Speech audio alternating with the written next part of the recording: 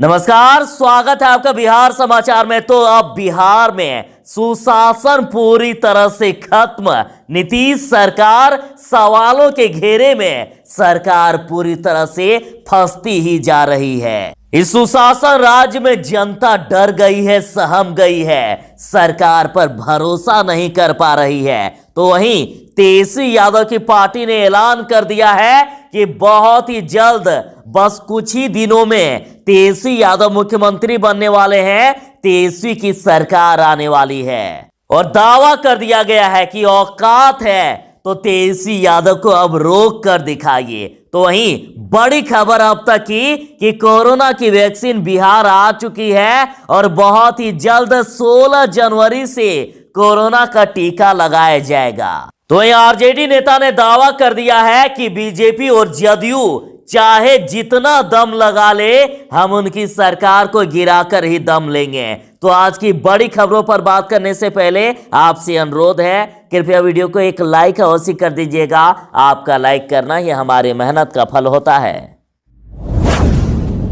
अब तक की बड़ी खबर आपके सामने। अगर आपको बिहार में रहना है तो कहीं ना कहीं अपराधियों के द्वारा जो मैसेज दिया जा रहा है वो ये है कि अपनी जान की सुरक्षा और परवाह आप खुद कीजिए। अगर आप इस व्यवस्था के हवाले, इस पुलिस के हवाले, इस सरकार के हवाले अपनी जान की सुरक्षा करने की भरोसा करते हैं तो इस भरोसे को खत्म कर दीजिए, क्योंकि जो घटना हुई है उस घटना ने उस दौर को भी पीछे छोड़ दिया जब अपराधियों का शासन चलता था। बिहार के राज्य सचिवालय के 200 मीटर की दूरी पर, जी हां, जहां मुख्यमंत्री बैठते हैं, जहां पूरी सरकार बैठती है और बिहार के पुलिस हेडक्वार्टर है, जहां वहां से 200 से 300 मीटर से ज्यादा दूरी नहीं होगी, वहां पर इंडिगो के स्टेशन हेड की सरेआम हत्या कर दी गई। अपराधियों ने गोलियों से भून डाला और आराम से अपराधी निकलकर चलते बने।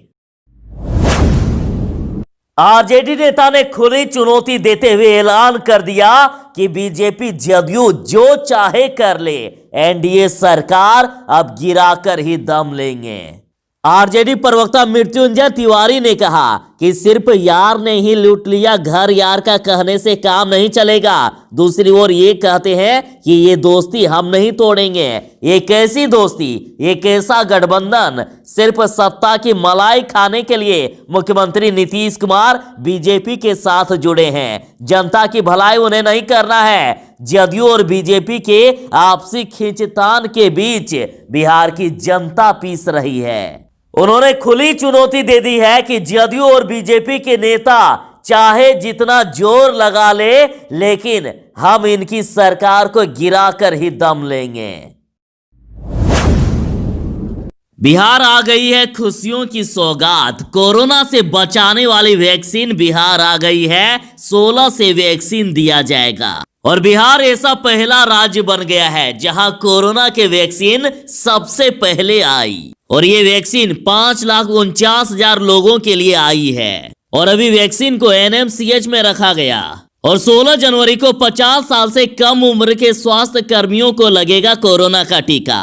बता दें कि 16 जनवरी को 10:45 पर शुरू होगा कोरोना वैक्सीन देने का काम।